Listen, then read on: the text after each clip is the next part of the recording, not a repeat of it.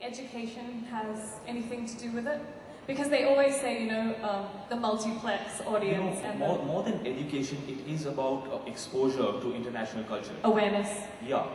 The last 15 years have seen this massive boom where we have been exposed to so much international culture, from TV to cinema, to music, to clothes. Look at what everyone around here is wearing. We are exposed to so much that it's kind of opened up our tastes. There is kind of a homogenization of world culture, where, okay fine, we live in Bombay right now, but we could go to London, we could go to Cape Town, you could go to New York, and the way that you speak, the music that you listen to, your cultural reference points are going to be pretty much the same.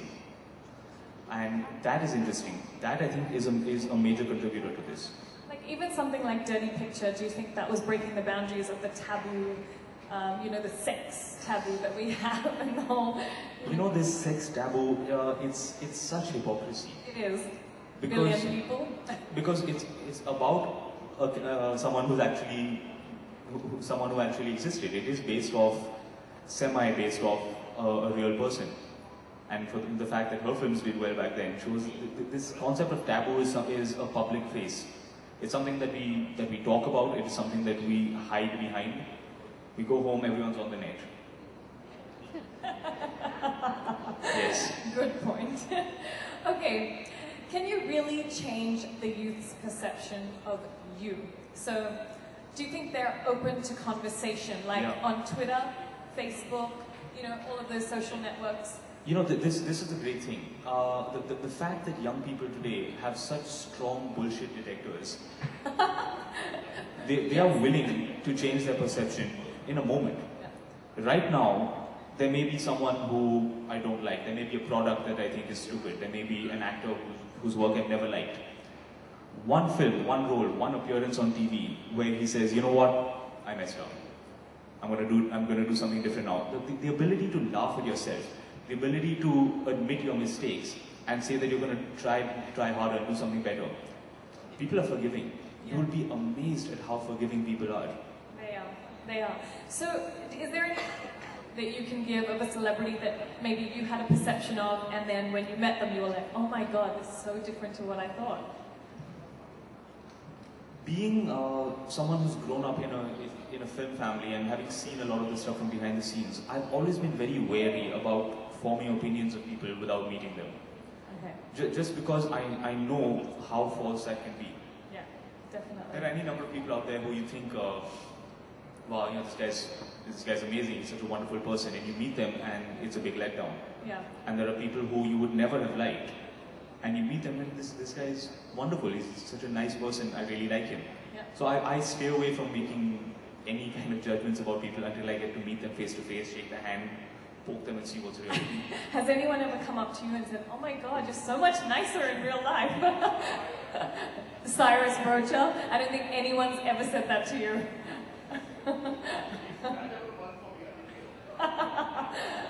Has anyone ever come up to you?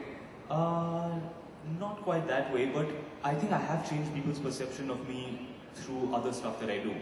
Okay. I write a column for Hindustan Times. Yes. I do things like this, live events and stuff, and very often I've met people who said, you know, I didn't really like you, but then I read that column that you wrote and I really like the way you think. Great. I like the way that you spoke in that interview. That's good enough for me. That's good enough for you. Today I got somebody come up to me and say, you know, you look so much better in person, you shouldn't be on TV. I was like, thanks. I don't know what that means, but I took it as a compliment. Okay. I guess that's one way to take it. That's one way. Just take it as a compliment.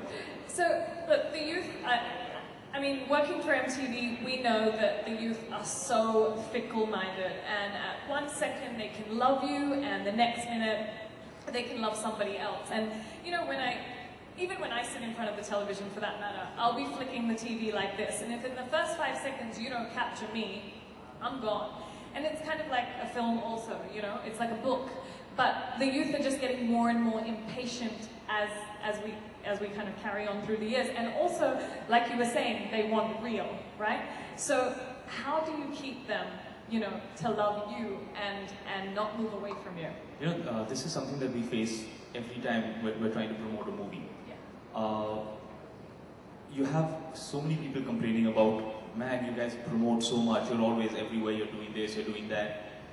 The fact is, today we're struggling because if someone is bored, someone is looking for entertainment, we are spoiled for choice. I can sit home, I can watch a movie on demand, I can go out to the cinema, I can watch Hollywood films, in some cases before they release in the rest of the world. I can watch Hindi films, I can watch Bhojpuri films if I'm in the mood. I can rent a DVD, I can go online, I can play a video game. I'm literally spoiled for choices. I can do anything. That's right. In all of this, how do you still remain relevant? How do you still grab someone's attention? Yeah. And how do you convince them that this is the way that they should be spending their time? Yeah. They should be spending the next 2 hours sitting in the theatre watching my film. Yeah. How do I convince you of that? It's a bit of a no-brainer. You start by making a good product. Of course. It really is that simple. You start with making a good product, you sell it honestly. You tell people, here is what I have to offer. Delhi Belly, we worked together on that. Here was a film that I honestly did not think would ever see the light of day. Through the time we were shooting, I was like, there is not a chance this film will release. There is no way we will get a censor certificate for this. We passed censors with 0 cuts. I don't know how it happened, but it happened. The next question is, how do we promote this film? What do? We have here an English film which has more filthy language in it than any film that is ever released in India. How the hell do we sell this? We come out in front of the audience and say, ladies and gentlemen, we have made a disgusting film. It is chock full of bad language and perverse, dirty humor. Please do not watch it if you are offended by such things. In fact, don't watch it, it's in very bad taste. We were honest and people came running. Reverse psychology. We were honest about what we had done. We said, look, this is what our film is, here's what we have, you decide. Yeah. If you still come to watch the film and then you complain about being offended, I'm sorry man, that's your problem. Yeah, definitely. If you like the film, good. Good. How many people like Delhi Belly? Alright, well done. See some old people back there. Is that people that said no? Okay, we'll deal with you later. Okay, so how... The guy who filed the case against me, are you? Okay, tell me, how difficult is it to evolve? So Delhi Belly was like groundbreaking, especially for Indian cinema. I mean, it really kind of changed the way we were looking at cinema. It's like, wow, you know, you can come out with something filthy and perverted and this and that, and you can have really, let's say, controversial songs as well. The lyrics, questionable, but you know, the point is, how do you keep evolving? It's not a journey that you can take alone. It is about collaboration. It is about working with like-minded people, dirty-minded people. It is about, I mean, had Akshat Verma, who wrote the script, had he not written that, we would have had nothing. Had Abhinay not made the film the way he did, again, we would have had nothing. If I had not had co-stars like Veer, Kunal, I don't think we would have been able to create that dynamic. Sure. If we had not had a producer like Amir backing us, Right. again, the film would never have been made. Yeah. So it really is about choosing the people that you collaborate with.